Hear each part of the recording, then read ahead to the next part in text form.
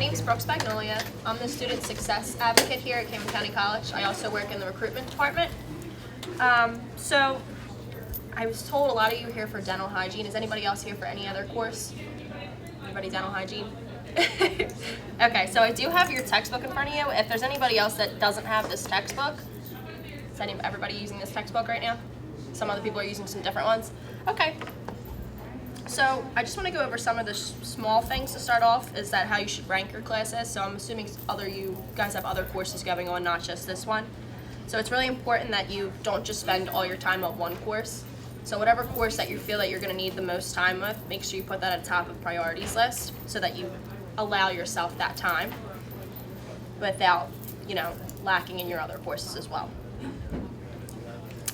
So a good thing to do is setting goals. So it'd be a great way to keep yourself focused would be to, so for instance, if you're on chapter 2 and you see that at the end of the chapter they have practice questions and problems, it's better to look at those practice questions and problems before you even start to read the chapter. So you can see throughout the chapter where the pinpoints are going to be throughout it. Another thing could be is, get together with a group of students and create like a study group. So I'm sure if you guys know each other or not, just because you're at a community college doesn't mean that you shouldn't get to know all your classmates, because that's going to be a great opportunity for you to kind of connect with everybody and help each other succeed. Another thing that you can do is, a lot of people make note cards. How many people make note cards? Do you find it helps? Some people say it does, some people say it doesn't at all. I know personally, I'll make them the day before, look at them once, doesn't help me at all, I end up just wasting paper. So another thing you can do if you are going to make those note cards, make time to study with a partner so that you're technically going over that more than just once before the test like I usually would. So even if you want to pick one person in your class, whether it's the person you sit next to every day, make them your study buddy. It's good to know their name, know their number, text them, hey, did you guys study for this test? Remind them, have them remind you. It's a great way that you guys are working as a team. Like I'm getting my master's and I have a study partner. Through every single class, we talk all the time, make sure that we're always keeping each other motivated. Another thing that can help would be to create a chart, which I actually did prepare for you guys. It's up on the internet as well. And this is for note taking, but it also can help with, there we go. Actually, if you want to just take one of each and pass them around. So it's kind of like a flow chart. Now that has more like key people, key terms, key places, key events, which I don't know how you could relate that to dental hygiene, but I'm sure you could. And you just have to find the different ways. So for instance, like I see this for chapter 2. It has like calorie, conversation, or conversion factor, dentistry, exact number. You could even like take that out, draw little goofy pictures, but that'll help you remember those terms and it'll come right to mind as you're doing it. Another important thing when you're studying is finding the right place. So sitting on your couch in front of your TV, eating popcorn, watching your favorite movie as you have your book open isn't studying. That won't help you. I guarantee you're going to be more focused in on your favorite TV show or movie than you are your actual material. Another thing is finding the different times of the day. So if the library works best for you, then just count out an hour throughout your week that you're going to spend just at that time just to study on dental hygiene. Because even though it's just an hour, if you do that weekly or every couple days, it'll still be a great practice and you'll be slowly learning that material, but it'll process in your brain. So another worksheet that was passed out would be these 3 terms that guide your note-taking. I know it says note-taking, which was the workshop that we did previously, but this is so great for studying because if you have accurate notes, that is your study guide for the test. So this kind of goes over a summary, a paraphrase, and a quotation, which is great because you can go over the key points of the chapter, key points of that page. I know this is kind of short, so you might need to do a couple of them or make your own. That's another thing. Like this is just what I use. And then you're going to paraphrase it, which means that you're going to take the author's words and create them in your own. So you don't want to just rewrite the textbook. It seems easier that way. But if you're actually rewording it, then you know that it's processing and that you actually are able to talk about it in an application type of way, not just the terminology of it. And then the quotation, who the author is, who the textbook, and where the page number is. And that's great because, for instance, if you have a question and you're like, I know I read that, but I can't remember where it was, you could go back in your notes and see exactly where you put the page number and the part in the textbook and who wrote it and everything. So that's a great way for you to keep track of all your notes and kind of create your own little study guide. Another important thing is to take breaks throughout studying.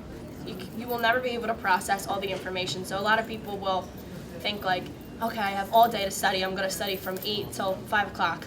There's no way you're going to process all that information. Even if you were to study from 8 to 9, go take a nap, go get something to eat, and then come back.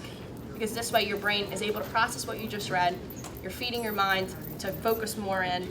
And then when you go back to sit down, you don't feel as overwhelmed because you know, okay, I learned chapter 2 already. I can focus on chapter 3 now. Another thing is saving all your work for the night before. Some people say to procrastinate works better for them. I don't know. Does anybody feel that like cramming everything in sometimes is the best way? Yeah, I mean, I can't say that I haven't done it. I'm sure we've all done it. And sometimes you do best on those tests because you just looked at it, but you don't really know the material. A couple days later, you're going to forget everything you read. And if you're going into something like dental hygiene, if you're working on my teeth, I want you to know what you're talking about and that you know it, actually know it, not that you just crammed the test. So that's another thing is just, it's still good to cram in the night before, but just make sure that you're still working on it a couple weeks prior, even if it's just glancing at it weekly. Another thing is, and I'm sure you guys do know your professor because you guys are all here, and I did hear that, you know, it's beneficial for you guys to come here from your professor. Establishing a relationship with your professors. They're there to help you. If you go to them and say, you know, I want an A in this class, what's the best way for me to do that? They'll be there to help you. They'll tell you, you know, don't just read the textbook. Most of my material's from my lecture. Then you know I need to pay attention more during the lectures, not just reading my textbook. Some teachers will say, my test comes right from the book. Then you know that when I'm in class, I had to have read this chapter before because she's going to go over things about the text, and that if I have questions, I already know what's going on. So that can also really be helpful. Let's see. Another thing is to manage your time. So how many of you guys work and go to school? Pretty much everybody. Okay, so that's the most difficult thing because sometimes when you get home from work, the last thing you want to do is sit down and study or go over your material. So my advice would be bring your textbook to work. Even if you have 30 minutes on your lunch, you get a little break, a little time, just glance over the material, flip through your notes, see what you're kind of looking at. So this way nothing feels totally like unfamiliar to you. It's just basically studying is familiarizing yourself with the material 24/7 and knowing how to apply the material, not just memorize it. And like I said before, kind of creating your own study guide. Now see, sometimes you can ask your professors, like, I know in my undergrad, like I would ask my professor, can we go over before the test and create a study guide together? And that would just be like the day before the test or the week before the test, the teacher would go over, this is what's going to be on it. And if she does that, you need to be writing all of that down and then go through your textbook, go through your notes, go through your worksheets and putting everything in there so that you have a little study guide already set up. And that's something you can go over before every test. Does anybody have any questions? I don't want to just lecture at you. I'm sure you're tired of lectures. Any questions about anything? Anything that you guys would feel would be more helpful that you just want to share with your classmates on how to study? Anything that works for you? No? Okay. Well, that's kind of it. That's like what I have for you guys. Other than that. We didn't get any handouts.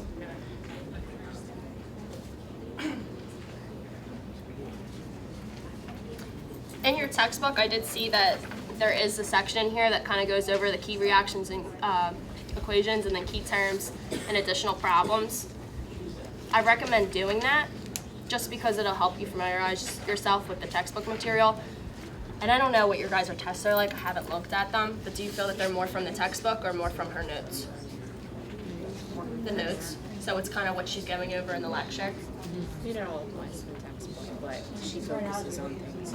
So does he or she put her lectures up online to where you can print them out? She is going forward for the second half of the class, but for the But she first did it half. for the first half? Yeah. So there's when you go on, you can print those ones. I'm sure you guys know how to do that, but you can print the ones that have the lines next to the slide. That's always great because let's say she goes through that one slide and she says 3 important things to that, you can note them, and then this way you can go back and combine that all together. That always really helps. And then, like I said, you don't want to get stuck rewriting your textbook or rewriting her lecture notes either, because a lot of the times when you hear a lecture, you just start writing everything you're hearing. It's better for you to sit and listen to that lecture, completely just in tune, listen, and then go back and be like, okay, this is what I got out of that. And then if you have questions at the end, you can always email her or ask her at the end of class. But this way you're actually focusing on what she's saying, not just what's written there. And don't be afraid to ever ask for help, because that's going to be your main way to succeed. And you'll learn that in your job and everything you do. Even when you get to your master's degrees, it's going to be, I need help. I stay up there and ask my teachers all the time for extra help. Yes? So my issue that I struggle with is knowing when to ask for help, because I think I've got it, and then I take the exam, and then it's like, you don't do well. Maybe I didn't get it as much as I thought I did. So when I recommend asking your teacher right away. I mean, it can't even hurt just to say, hey, like, I went over the material and I feel that I understand it, but I'm unsure. Can I go over what I know with you, and you tell me if I'm making any mistakes in any of the information I know? So even if you were to say, like, I don't know too much of this information, but, like, just radioactivity, if I would say, this is what I think radioactivity is, do I have that right? Just confirmation, it just helps, and your teachers won't mind helping you. That's their job, so that always can really help. I wouldn't wait to ever ask for help. Does anybody else feel like that happens to them too? Yeah, I'm sure. I feel like I still do that, so it still happens. Any other questions kind of relating to that? Okay, well, you guys are taking the steps, yeah? Do you have any like study groups for? I'm in chemistry too. Okay. And I was wondering if there's any study groups that Camden County has, or if anybody's in a study group, maybe online or something, anything like that would help. So we do have chemistry tutors here, correct? Correct. So, do you have classmates in the class that would like to start a study group? Yeah, I guess. Because you guys could start your own and then meet with the tutor as a group. That's a great study habit too, just because working with a student, someone who else is in the class and seeing the same material as you, they might understand something that you don't, you might understand something they don't. You can combine the material together and probably do a whole lot better. And also, if you guys ever feel that you just are stressed and you want to go over, like for instance, if you don't feel that you're doing the information right, or if you don't know if you're studying right, you can always meet with me separately. I can always make time to meet with anybody if they want to send me an email and just say, like, you know, like, I've been studying, like, I just want to go over if I'm doing this right. I don't mind if you bring your textbook. I'll go over what you should and shouldn't be doing with the textbook just for extra help. And it's kind of peace of mind more along the lines, but I know it's always nice to have somebody to kind of reach out and contact for extra help within that area. All right, so if anybody wants to write down my email address to ask questions or anything like that, it's going to be bspagnolia@camdencc.edu, and I'll spell that for you because I know that sounds big and long. So it's BSPAGNOLIA. Do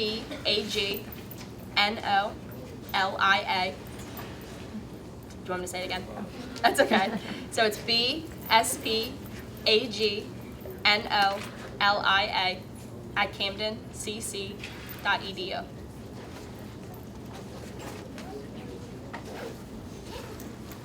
Did everyone get that? Well, it was really nice to meet all you guys. Thank you.